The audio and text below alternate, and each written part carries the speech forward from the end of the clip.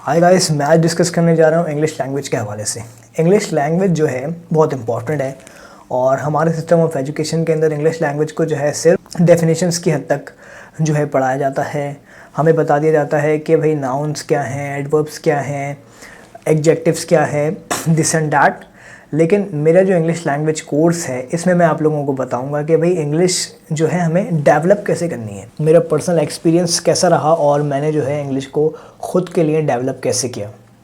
तो सबसे पहली चीज़, बचपन से मैं पढ़ता आ रहा था कि भाई नाउन, प्रोनाउन, एडजेक्टिव्स, बहुत सारी चीज़ें मैंने जो है इंग्लिश के अंदर पढ़ी। लेकिन मैं था कैम्ब्रिज बैकग्राउंड से और कैम्ब्रिज के अंदर जो है हमें प्रैक्टिकली इंग्लिश को कुछ ऐसी एक्सरसाइजेस हमें देते हैं कि जिसकी मदद से हमारी इंग्लिश ऑटोमेटिकली डेवलप हो जाती है। फॉर एग्जांपल, हमें पहले तो कॉन्सेप्ट क्लियर करते हैं कि भाई एडवर्ब क्या होता है, एडजेक्टिव क्या होता है, ये सारी चीज़ों का हमें कॉन्सेप्ट क्लियर होता है। इसका कॉन्सेप्ट क्लियर होने के बाद हमें प्रैक्टिकल एक्सरसाइजेस देते हैं कि प्रैक्टिकली जो है हमें चीज़ों को सॉल्व करना है। मिसाल के तौर पर एडवर्ब की एक्सरसाइज है। एडवर्ब की एक्सरसाइज में जो है हमें एडवर्ब्स को अंडरलाइन करना होता है, नाउन्स को अंडरलाइन करना होता है।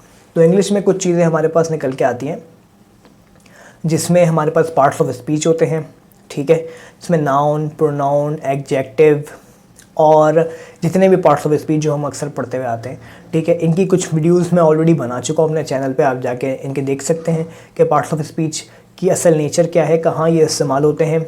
सेकेंडली, मैं जो है टाइप्स ऑफ एसेज डिस्कस करने जा रहा हूँ इस इंग्लिश लैंग्वेज कोर्स के अंदर। जो है मैं डिफरेंट पार्ट्स ऑफ स्पीच के नेचर डिस्कस करने जा रहा हूँ इस इंग्लिश लैंग्वेज कोर्स के अंदर। मैं सेंटेंस लिखने का तरीका, इंग्लिश लिखने का तरीका, इंग्लिश स्पीकिंग डेवलप करने का तरीका, इंग्लिश लिखने का, इंग्लिश सुनने का, इंग्लिश बोलने का और कॉम्प्रिहेंशन सॉल्व करने का तरीका, ये सब मैं इस इंग्लिश लैंग्वेज कोर्स में डिस्कस करने जा रहा हूँ। सही है। इंग्लिश में होते हैं टेंसेस, इंग्लिश में होते हैं पार्ट्स ऑफ स्पीच, इंग्लिश में होते हैं आपके बहुत सारी चीज़ें इंग्लिश में होती हैं, लेकिन हमें बहुत सारी चीज़ों का कॉन्सेप्ट क्लियर नहीं होता। जो सबसे पहली चीज़ मैं डिस्कस करूँगा वो करूँगा parts of speech. English language के अंदर हम बचपन से पढ़ते आ रहे हैं, नाउन है, प्रोनाउन है, एडजेक्टिव है, कंजंक्शंस हैं, एडवर्ब है, इंट्रोडक्शन है, ये सब चीज़ें जो हैं पार्ट्स ऑफ स्पीच हैं। पार्ट्स ऑफ स्पीच का मतलब क्या है? पार्ट्स ऑफ स्पीच बेसिकली ये होता है कि कोई भी आप इंग्लिश में सेंटेंस लिखते हैं, उन सेंटेंस के अंदर समझे कि वो जो सेंटेंस आपने लिखा है वो सेंटेंस जो है एक स्पीच है। जाहिर सी बात है, आपने इंग्लिश लिखी है तो कॉम्बिनेशन ऑफ डिफरेंट वर्ड्स है ना। वो जो सेंटेंस है, कोई पैराग्राफ है, वो कॉम्बिनेशन ऑफ डिफरेंट वर्ड्स है ना।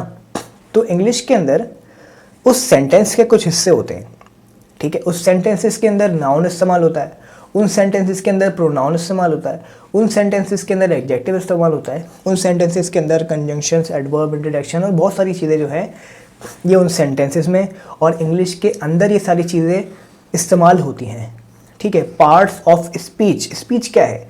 स्पीच वर्ड्स हैं इंग्लिश के, सेंटेंसेस हैं इंग्लिश के, उसमें उनके हिस्से हैं ये नाउन, प्रोनाउन, एडजेक्टिव। नाउन आपको पता है नाम होता है, प्रोनाउन जो होता है जो नाउन को रिप्लेस करता है, एडजेक्टिव जो होता है वो क्वालिटी बताता है नाउन की, कंजंक्शन दो सेंटेंसेस को जोड़ता है। इसी तरह ये जो है इंग्लिश के अंदर चीज़ें इस्तेमाल होती हैं सेंटेंसेस को कंप्लीट करने के लिए। सेंटेंसेस को और पैराग्राफ्स को कंप्लीट करने के लिए कुछ सेंटेंसेस के जो वर्ड्स होते हैं उन वर्ड्स के पर्टिकुलर नाम हैं, प्रोनाउन, वर्ब, एडजेक्टिव वगैरह, तो उन्हें हम क्या कहते हैं? Parts of speech.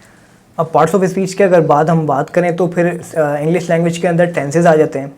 टेंसेज होते हैं, प्रेजेंट टेंस होता है, इसकी कुछ टाइप्स हैं, ठीक है। फिर पास्ट टेंस होता है, इसकी कुछ टाइप्स हैं। फ्यूचर टेंस होता है, इसकी कुछ टाइप्स हैं। ये सारी टाइप्स मैं आपसे डिफरेंट वीडियोस के अंदर फ्यूचर में डिस्कस करता रहूँगा।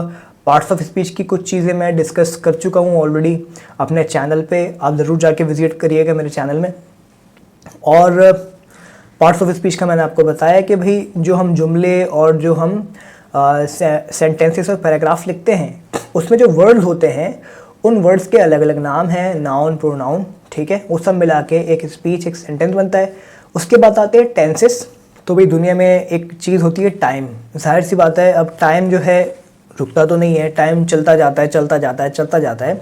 तो इंग्लिश में सेंटेंस लिखने का तरीके होते हैं। अगर वो जो सेंटेंस है, वो जो पैराग्राफ है जो हम लिख रहे हैं उन पार्ट्स ऑफ स्पीच की मदद से उसको टाइम के हिसाब से लिखना हो, इंग्लिश में टाइम के हिसाब से अपनी बात को लिखकर बताना और इंग्लिश में बोलना, उसे हम कहते हैं टेंसेस।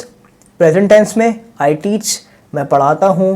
पास्ट टेंस के अंदर मैं पढ़ाता था, सही है। पास्ट में हम क्या करते हैं, हम माजी की बात करते हैं। फ्यूचर क्या होता है कि आने वाले वक्त में मैं क्या करूँगा। तो इंग्लिश में मुझे अगर प्रेजेंट यानी मौजूदा हालत में कोई बात बतानी हो तो मैं प्रेजेंट टेंस में उसको बयान करूँगा। इंग्लिश के अल्फाजों में प्रेजेंट टेंस में बयान करूँगा। अगर मुझे माजी में बताना हो यानी पास्ट पुरानी बात बतानी हो अपनी, तो मैं इंग्लिश में अगर बताऊँगा कोई पुरानी बात तो उसमें मैं पास्ट टेंस का इस्तेमाल करूँगा। फ्यूचर यानी आने वाले वक्त में मैं क्या करने जा रहा हूँ, वो अगर मैं इंग्लिश में बताऊँगा तो मैं फ्यूचर टेंस का इस्तेमाल करूँगा। तो टेंसेस जो हैं क्या बताते हैं, इंग्लिश लैंग्वेज के अंदर वक्त के हिसाब से बात को बयान करना, ठीक है।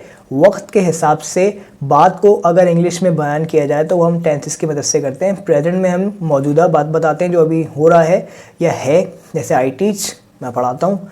पास्ट अगर ये पुरानी बात हो जाए, मैं पढ़ाता था। फ्यूचर मैं पढ़ाऊँगा, ठीक है। तो पहली चीज़ हमारे पास आ गई पार्ट्स ऑफ स्पीच। दूसरी चीज़ आ गई हमारे पास टेंसेस, ठीक है, इंग्लिश के अंदर। अब हमने डिस्कस कर लिया कि भाई टेंसेस होते हैं, पार्ट्स ऑफ स्पीच होते हैं इंग्लिश के अंदर। लेकिन अब इंग्लिश के अंदर जो है सेंटेंसेस की भी टाइप्स होती हैं। इंग्लिश के अंदर हमने पार्ट्स ऑफ स्पीच की मदद से एक सेंटेंस बना लिया जिसमें नाउन का इस्तेमाल कर लिया, प्रोनाउन का इस्तेमाल कर लिया, वर्ब का इस्तेमाल कर लिया। ये हमने पार्ट्स ऑफ स्पीच की मदद से बना लिया। सेकेंडली, अगर हमें फिर हमने ये भी बता दिया टेंसेस की मदद से कि हमारा जो है काम जो है फ्यूचर में होने वाला है, अभी होने वाला है या पहले कभी हुआ था, ठीक है। तो टेंसेस जो है आपका डिफाइन करता है टाइम। पार्ट्स ऑफ स्पीच जो है सेंटेंस में इस्तेमाल होने वाले सारी चीज़ें कहलाई जाती हैं। इसी तरह टाइप्स ऑफ सेंटेंसेस, जब सेंटेंसेस तैयार हो जाते हैं तो सेंटेंसेस की कुछ टाइप्स होती हैं। पहली टाइप होती है आपकी इम्पेरेटिव, जिसमें आप अगर कोई ऑर्डर लिखा हुआ है, किसी को हमने ऑर्डर देना है इंग्लिश के अंदर, तो वो इम्पेरेटिव कहलाता है। एक्सक्लेमेटरी, हमें इमोशंस, जज्बात अगर एक्सप्रेस करने हैं अपने, अगर इमोशंस और जज्बात अपने एक्सप्रेस करने हैं इंग्लिश के अंदर, तो एक्सक्लेमेटरी सेंटेंस के ज़रिए वो हम एक्सप्रेस कर सकते हैं, ठीक है। इसी तरह सवालिया क्वेश्चन करना हो इंग्लिश के अंदर तो हम इंटेरोगेटिव की मदद से जो है हम क्या कर सकते हैं, उसको एक्सप्रेस कर सकते हैं इंग्लिश के अंदर। नेगेटिव और डिक्लेरेटिव, इस तरह के जो सेंटेंस होते हैं ये टाइप्स ऑफ सेंटेंसेस हैं जो कि इंग्लिश के अंदर पाए जाते हैं। यानी इंग्लिश लैंग्वेज में अगर हमें बात करने के अलग अलग तरीके होते हैं, सेंटेंस लिखने के अलग अलग तरीके होते हैं, वो ये कुछ तरीके हैं जो कि इंग्लिश में हम अपने सेंटेंसेस को लिख सकते हैं, ठीक है। तो पहली चीज़ हमने क्या पढ़ी थी, पहली चीज़ हमने पढ़ी थी पार्ट्स ऑफ स्पीच। दूसरी चीज़ हमने पढ़ी टेंसेस। पार्ट्स ऑफ स्पीच जो है सेंटेंस का स्ट्रक्चर डिज़ाइन करते हैं, टेंसेस जो है सेंटेंसेस का टाइम डिसाइड करते हैं, और टाइप्स ऑफ सेंटेंसेस यानी कि सेंटेंस जो पूरा ओवरऑल है वो क्या है, कोई क्वेश्चन है, कोई स्टेटमेंट है, कोई ऑर्डर है, कोई इमोशन से जज्बात शो कर रहे हैं, तो types of sentences English language के अंदर ये चीज़ साबित करते हैं। अब इसी तरह मैं बात करूँ तो मैंने इंग्लिश का एक सेंटेंस लिखा है यहाँ पे, I love to teach at a school. अब सब्जेक्ट क्या होता है, जो इंसान है, कोई नाम है, यानी जो काम कर रहा है, ठीक है, वो जो है सब्जेक्ट कहलाता है सेंटेंस के अंदर।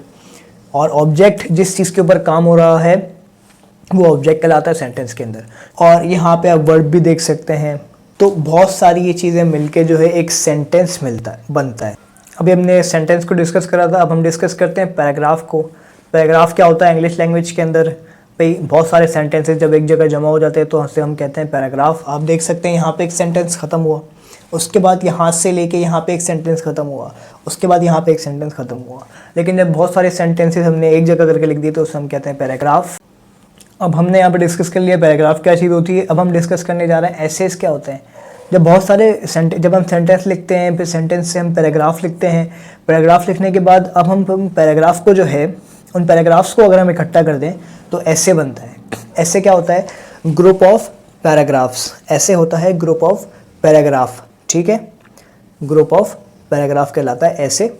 डिस्क्रिप्टिव ऐसे होता है, नैरेटिव ऐसे होता है, आर्गुमेंटेटिव ऐसे होता है जिसमें बहस होती है, ब्लेंडेड ऐसे होता है, स्टोरी राइटिंग होती है, और भी बहुत सारे ऐसे होते हैं इंग्लिश के अंदर। तो ये सब चीज़ें मैं अपने चैनल पे डिस्कस करूँगा एक एक करके। सेकेंडली एसेस के बाद हमारे पास आते हैं लेटर्स, ठीक है। लेटर्स में जो है हमारे पास एप्लीकेशंस आ जाती हैं जो कि हम कंपनीज़ के अंदर लिखते हैं, और अपने किसी को हमें कोई मिसाल के तौर पे प्रिंसिपल वगैरह को हम लिखते हैं तो वो एप्लीकेशंस कहलाई जाती हैं। इसी तरह इनफॉर्मल लेटर्स क्या होते हैं हमारे, जिसमें हम अपने रिश्तेदारों को लिखते हैं, ठीक है। फॉर्मल लेटर्स जो हम अपनी कंपनी या ऑर्गेनाइजेशन के अंदर लिखते हैं, ठीक है। तो लेटर्स की भी कुछ इंग्लिश लैंग्वेज के अंदर टाइप्स मौजूद हैं, ठीक है। तो हमने क्या क्या डिस्कस कर लिया, parts of speech, tenses, essays, types of sentences, letters. English के अंदर हमारे पास कॉम्प्रीहेंशन आते हैं। कॉम्प्रीहेंशंस क्या होता है, इसे हम कहते हैं इंग्लिश रीडिंग, ठीक है। रीड करके हमें आंसर देना होता है, हमें पैराग्राफ गिवन होता है, हमें वो रीड करके हमें जो है उसके आंसर्स देने होते हैं, उससे हम कहते हैं कॉम्प्रीहेंशन। अब कॉम्प्रीहेंशन बहुत सारे होते हैं, कोई भी आपका चैप्टर है उसमें से आपने आंसर ढूंढ के लिखने हैं। तो कॉम्प्रीहेंशन सेल्फ सॉल्व करने का तरीका भी मैं इस कोर्स में आपको बताने जा रहा हूँ। अब हम बात करेंगे इंग्लिश स्पीकिंग के हवाले से। अगर आपको इंग्लिश बोलनी है तो मेरा जो पर्सनल एक्सपीरियंस है, मैंने इंग्लिश बोलना कैसे सीखा, it's been 5 years I'm watching videos on YouTube and most of the time I listen English language videos. Okay, basically the people are speaking English in videos, so I was just listening. Okay, so जितना इंसान सुनता है, जितना इंसान English सुनेगा उतना वो जल्दी इंग्लिश बोलेगा। आपने देखा होगा छोटा सा जो बच्चा होता है, जब वो पैदा होता है तो वो सुन के अपनी नेटिव लैंग्वेज सीखता है। जब वो सुनता है, बड़ों को देख देख के अचानक से वो बोलना शुरू करता है। तो बोलने का क्या सीक्रेट है, आप जितना ज़्यादा इंग्लिश सुनोगे, ठीक है, आपकी इंग्लिश पॉलिश हो जाएगी, आपके मुंह से खुद ही निकलना शुरू हो जाएगी, वो चीज़ आपके अंदर दाखिल हो जाएगी। इंग्लिश सुने, इंग्लिश चीज़ें सुने, इंग्लिश बोलते हुए लोगों को सुने, और जो वो कंटेंट बोल रहे हैं इंग्लिश में उसको सुने, तो क्या होगा, आपकी English speaking power automatically improve हो जाएगी, ठीक है। इतना सा सीक्रेट होता है इंग्लिश बोलने का। उसके अलावा और आपने बोलते वक्त जो है सोचना नहीं है, बोलते वक्त सोचना नहीं है कि मैं इंग्लिश बोल रहा हूँ, वो यार टेंशन हो गई, तो उस तरह नहीं सोचना। जैसे मैं एक रिलैक्स बंदा होता है, उसी तरह आपने इंग्लिश में बात करने की कोशिश करनी है, कोई इतना प्रेशराइज नहीं होना, और इंग्लिश ज़्यादा से ज़्यादा सुनना है। जो भी आपका मसला है, आप यूट्यूब पे सर्च करते हो तो आप उसको कोशिश करो कि इंग्लिश लैंग्वेज में जाके सुनो और उसको समझो, तो ऑटोमेटिकली इंग्लिश आपके अंदर दाखिल हो जाएगी। तो ये सीक्रेट है इंग्लिश स्पीकिंग करने का। इंग्लिश के अंदर जो है हम रिपोर्ट्स भी लिखते हैं, आपने देखा होगा अखबारों के अंदर, इंग्लिश अखबारों के अंदर रिपोर्ट्स छपी हुई होती हैं, तो उसे हम कहते हैं बेसिकली इंग्लिश रिपोर्ट्स। तो हम रिपोर्ट्स लिखने का तरीका भी यहाँ पे डिस्कस करना चाह रहे हैं जाएंगे इस कोर्स के अंदर। तो ये था मेरा एक इंट्रोडक्शन सा वीडियो जो कि इंग्लिश लैंग्वेज कोर्स के हवाले से था, जो मैं अपने चैनल पे डिस्कस करने जा रहा हूँ। पार्ट्स ऑफ स्पीच में ऑलरेडी बहुत सारे डिस्कस कर चुका हूँ अपने चैनल पे, आप जाके विजिट कर सकते हैं। और parts of speech Aahista Aahista मैं अपलोड कर रहा हूँ, आप देख सकते हैं। और फिर proper sentence formation, essays writing, पूरा ओवरऑल मैं इंशाल्लाह अपनी इंग्लिश लैंग्वेज की कोर्स में अपलोड करूँगा।